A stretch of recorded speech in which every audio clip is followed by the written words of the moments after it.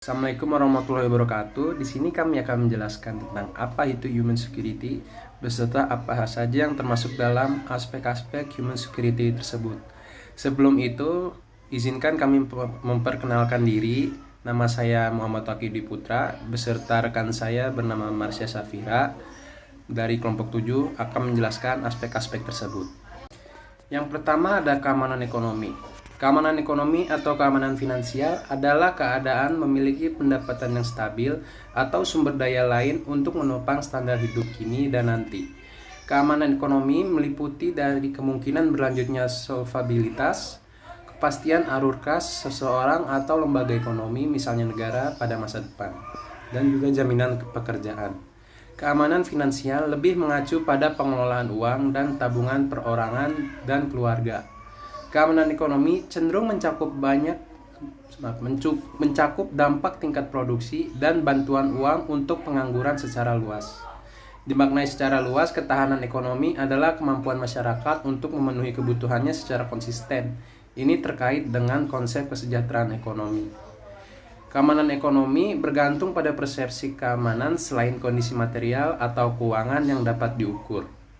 Keamanan ekonomi dapat ditangkap dengan berbagai cara tergantung pada tingkat analisis yang dipertimbangkan.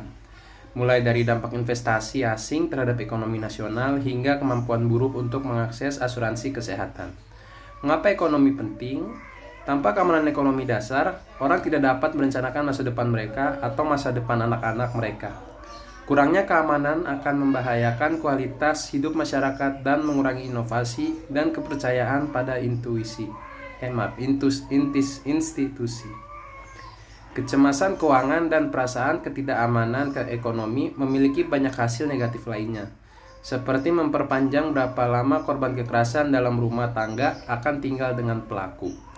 Nah, kemudian di sini ada keamanan kesehatan. Keamanan kesehatan adalah konsep yang mencakup kegiatan dan langkah-langkah lintas batas kedaulatan yang mengurangi insiden kesehatan masyarakat untuk memastikan kesehatan penduduk.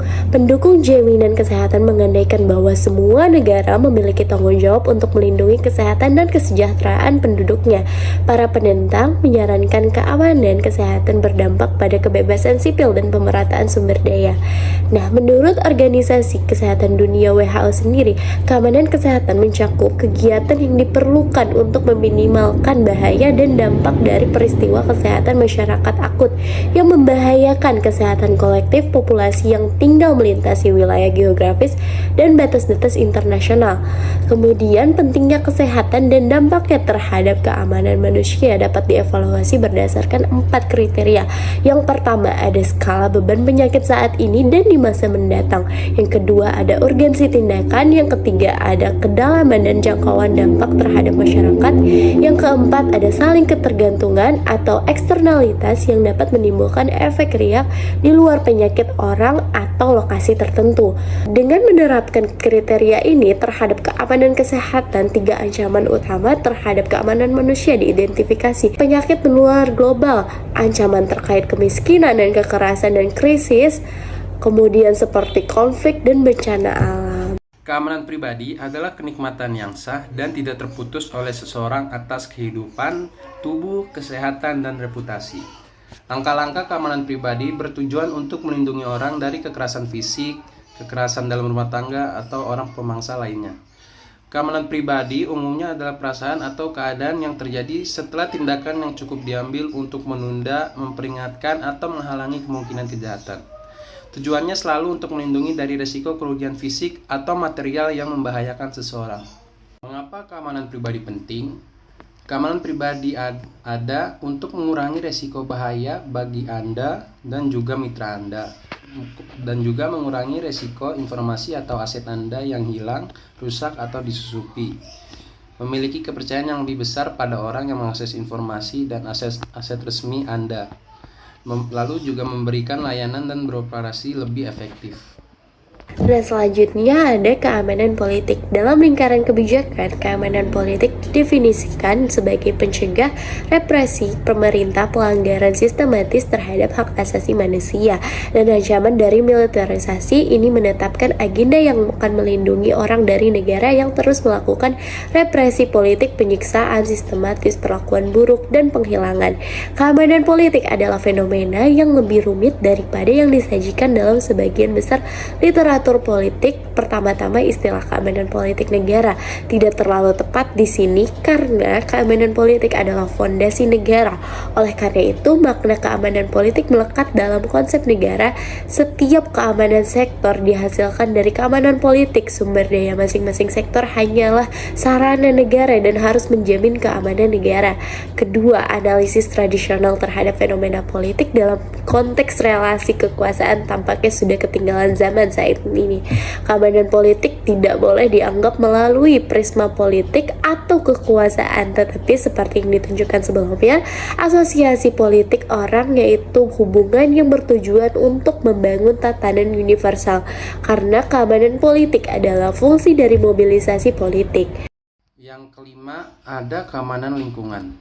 Keamanan lingkungan merupakan sistem perlindungan bagi warga di lingkungan dan sekitarnya dari gangguan kejahatan, baik yang datang dari luar lingkungan ataupun dari dalam lingkungan itu sendiri.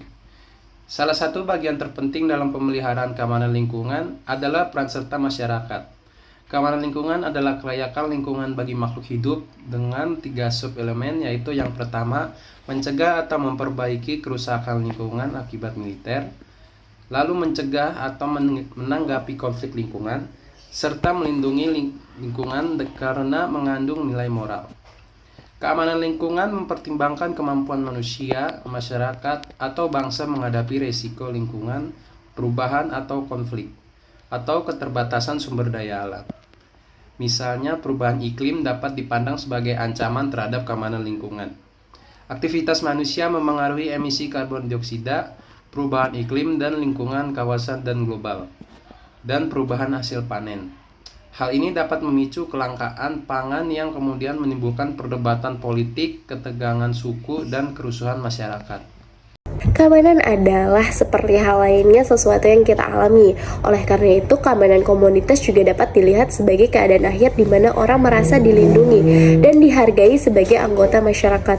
Kondisi akhir ini dicapai ketika proses di balik community security berfungsi, atau lebih tepatnya mekanisme untuk memastikan komunitas dapat mengartikulasikan kebutuhan keamanan mereka ada dalam hubungannya dengan kapasitas dan kemauan lokal dan institusional untuk menanggapinya.